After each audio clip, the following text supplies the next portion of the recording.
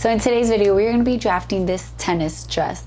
This tennis dress will have some built-in shorts with some pockets, because if you're a mom, you know that shorts are a must under dresses and skirts. We're going to be using the knit basic bodice block that we drafted a while ago. I'm going to have it linked down below, and we're just basically going to be transforming that bodice block to create this tennis dress. It's a very simple one. If you want me to do a different tennis dress and you have ideas, just let me know in the comments down below.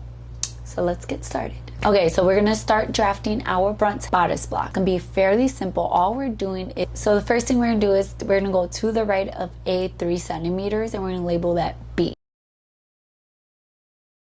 We're gonna go to the right of B 6 centimeters and we're gonna label that C.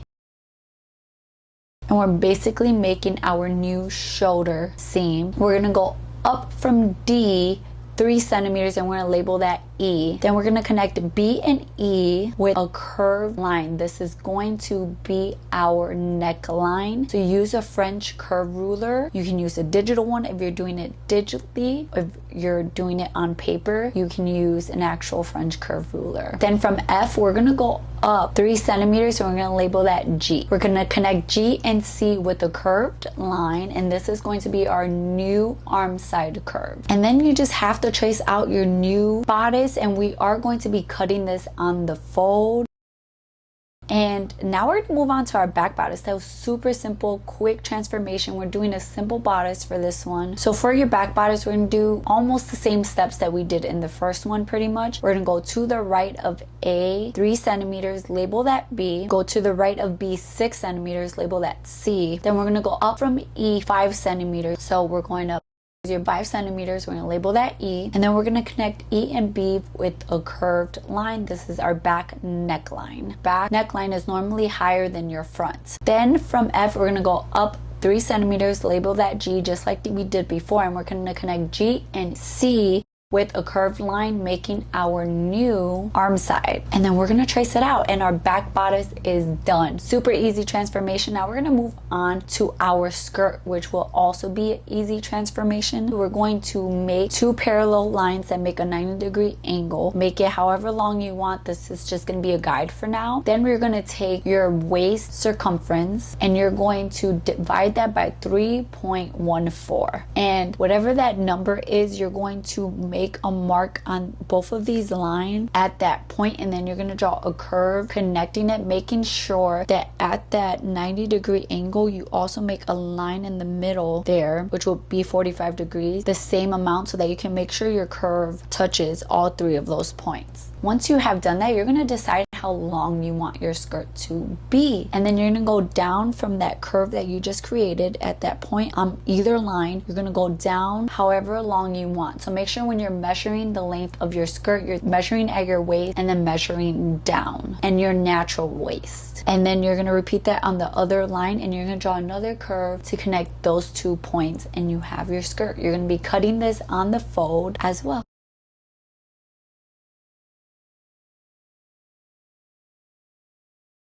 So now we're going to move on to drafting our shorts. For your shorts, you want to make sure you're using reduced measurements. When you created your basic bodice block, you should have had reduced measurements for that. Do the same here. I do about 20%. It depends on your fabric. How stretchy is your fabric? Does it have good recovery? You can do the test to see how much it stretches to determine percentage that you want for this. You're going to draw a vertical line the length of the shorts that you want. So then A to C is 1/4 of your reduced hip circumference plus 2 centimeters. Then you're going to draw a line to the right of A that is 1/4 of your waist circumference. And the reason why we're doing 1/4 is because this is going to be cut on the fold, so then it would equal half of your circumference. We're going to draw a line to the right of C that is 1/4 of your hip circumference, and we're going to label that E. You're going to draw a line to the right of B that is exactly the same measurement as CE. You're going to go to the right of C 2.5 centimeters, and you're going to label that G. Then you're going to connect E and F. You're going to go to the right of B 3 centimeters, and you're going to label that H. Then you're going to go at a 45-degree angle from G. You're going to connect C, O, and H with the curved line. You're going to go to the left of D 4.5 centimeters, and you're going to label that L. You're going to go to the left of F, the same amount. You're going to connect L and M with a semi-curved line, and you're going to connect, and then you're going to connect D and E with a semi-curved line as well. And you have traced out your front shorts piece. These shorts are going to have a gusset in the middle, which is going to help with any rubbing of the thighs and things like that. There's a part that will be your shorts, and then that side where LD and MF is at, that's going to be the side where the pockets are going to be at. So those are two separate pattern pieces, so make sure you trace them separately. Now we're going to do our back pants piece, and there's going to be some similarities, there are going to be tiny differences, but let's go. So A and B is going to be your total length. We're going to go down from A 1/4 of your hip circumference plus 2 centimeters. We're going to go to the right of A 1/4 of your waist, and we're going to go to the right of C 1/4 of your hip circumference, and repeat that down by B. And then we're going to connect E and F. We're going to go to the left of F 4.5 centimeters, to the left of D also 4.5 centimeters, just like before. We're going to connect D and E with the semi-curved line. We're going to go to the right of B 3 centimeters. We're going to go to the right of C 2.5 centimeters. And then we're going to draw a line that is 45 degrees from G that is 1.5 centimeters, and then we're going to connect C, O, and H together. And that's it for your back pant piece. And then for your gusset, all you're going to do is you're going to measure that inner leg seam on your front and back. Make sure you double it because that's just on the fold. And you're going to add those together, and that's going to be the length of your gusset piece. The width will depend on what size you're making. Like if you're making a size small, you know, you're using your own measurements. So if you're typically a size small, you would do about 6 centimeters, a medium 7 centimeters, a large 8 centimeters, and you will go up from there. So for the side panel pieces, you're going to measure them and you want to add them together. So you want to measure them together, measure the width, the length, and I would just create a rectangle that is that size. I used the area tool to measure mine, so just measuring that side where the curve is at and making sure that you make your piece exactly that size. Now, if you want to do the pocket, you're going to just cut out a piece that's just smaller than this piece. It's up to you what size you want it to be. We're going to be cutting the pocket twice. Yeah, measure the top of those side panels, add those together to know how big to make your rectangle.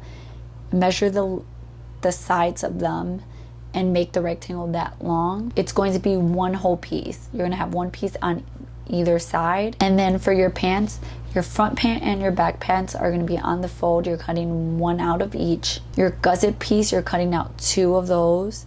Your front bodice piece, you're cutting out 2 on the fold because we're going to fully line this, as well as your back bodice piece will be 2 on the fold. And then your skirt will be 2 on the fold as well.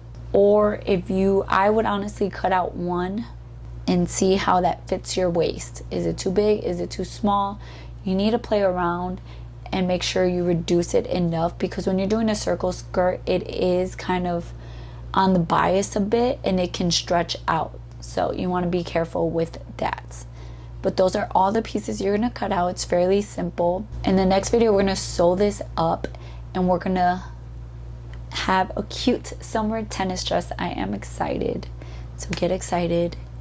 And I'll see you in the next video. I love you guys. If you have any questions, please leave it down below. You can also email me at soulpresscreate@gmail.com. I love you guys, and I'll see you in my next video. Bye, guys.